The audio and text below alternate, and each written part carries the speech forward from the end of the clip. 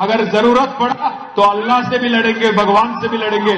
अगर जरूरत पड़ा तो अल्लाह से भी लड़ेंगे, भगवान से भी लड़ेंगे। अगर जरूरत पड़ा तो अल्लाह से भी लड़ेंगे, भगवान से भी लड़ेंगे। केटीआर ने कहा कि अगर जरूरत पड़ी तो अल्लाह से भी लड़ेंगे, भगवान से भी लड़ेंगे। केटीआर का बयान तनाज़े का सबब बन रहा है। केटीआर ने इल्ज़ाम लगाया कि बीआरएस को डराने और खामोश करने के लिए कई साजिशें की जा रही है। तेलंगाना के आईटी मिनिस्टर केटीआर ने इतवार के रोज़ तेलंगाना असम्बली इंतखाबात की मुहिम के दौरान एक मुतनाज़ बयान दिया है। एक अवामी जलसे आम के दौरान उन्होंने कहा कि अगर ज़रूरत पड़ती है तो हम अल्लाह से भी लड़ेंगे और भगवान से भी लड़ेंगे। अपनी तकरीर में केटीआर ने इल्ज़ाम लगाया कि बीआरएस को खामोश करने और धमकाने की कई साजिशें की जा रही है। ताहम हम डरने वाले नहीं हैं। जब तक आपकी मदद साथ है, अगर ज़रूरत पड़ती है तो हम अल्लाह से भी लड़ेंगे और भगवान से भी लड़ेंगे। हम हमेशा सेकुलर रहेंगे। लोगों का कहना है कि केटीआर को ऐसे अल्फाज अदा नहीं करना चाहिए। तेलंगाना असम्बली इंतखाबात की मुहिम के दौरान दिए गए बयान के बाद सोशल मीडिया पर लोग वीडियो शेयर करते हुए केटीआर से सवाल किया कि आप अल्लाह और भगवान से लड़ना क्यों चाहते हैं। दिगर ने केटीआर को मशवरा दिया कि वो अपने अल्फाज वापस लें और मशवरा दिया कि सियासी तकरीरों में ऐसे अल्फाज अदा न करें। तेलंगाना असम्बली इंतखाबात में बीआरएस पार्टी की जीत के लिए केटीआर कोई भी मौका गंवाना नहीं चाह रहे हैं। तेलंगाना में असम्बली इंतखाबात 30 नवंबर 2023 को मुकर्रर है और वोटों की गिनती 3 दिसंबर को अमल में आएगी। अब देखना यह है कि केसीआर जुनूबी रियासत में तीसरी मरतबा मुसलसल मियाद के लिए चीफ मिनिस्टर मुंतखब होने वाले पहले लीडर बनने के अहल हैं या नहीं है। ये तो अब आने वाला वक्त ही बताएगा। जरूरत पड़ा तो अल्लाह से भी लड़ेंगे, भगवान से भी लड़ेंगे, कोई फिक्र नहीं।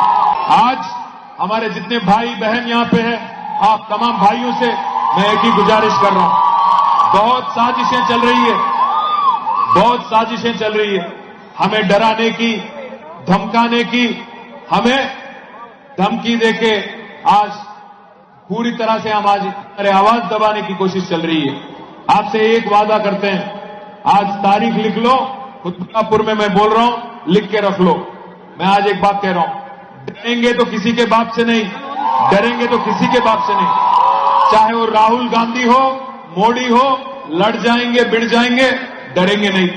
मालूम है हमें, वो चाहते हैं कि हम दबाव में आए, उनसे डर जाए, पर डरेंगे नहीं।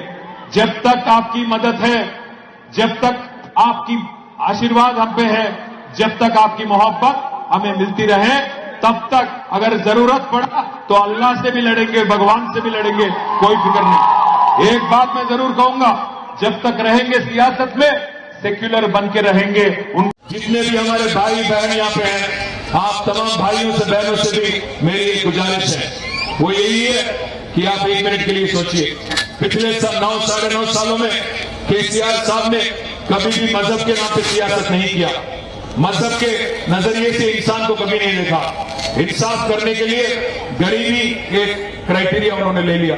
इसलिए आज अगर एक गरीब हिंदू बच्ची को कल्याण लक्ष्मी मिलता है, तो गरीब मुसलमान बच्ची को शादी मुबारक के साथ एक तोहफा दिया जाता है। गरीब हिंदू बच्ची को अगर बतुकम्मा चीरा दिया जाता है, तो गरीब मुसलमान बच्ची को रमजान के वक्त तोहफा दिया जाता है। वैसे ही एक और बात कर रहे हैं केसीआर साहब, पिछले 10 साल में 12,000 करोड़ आपके वास्ते माइनॉरिटी वेलफेयर बजट देने वाले लीडर है केसीआर साहब। अगर कांग्रेस की देखेंगे आप, 2004 से लेकर 2014 तक 10 सालों में कांग्रेस ने कुल मिला के खर्चा किया 900 करोड़ और केसीआर साहब ने पिछले 9 सालों में खर्चा किया 12,500 करोड़।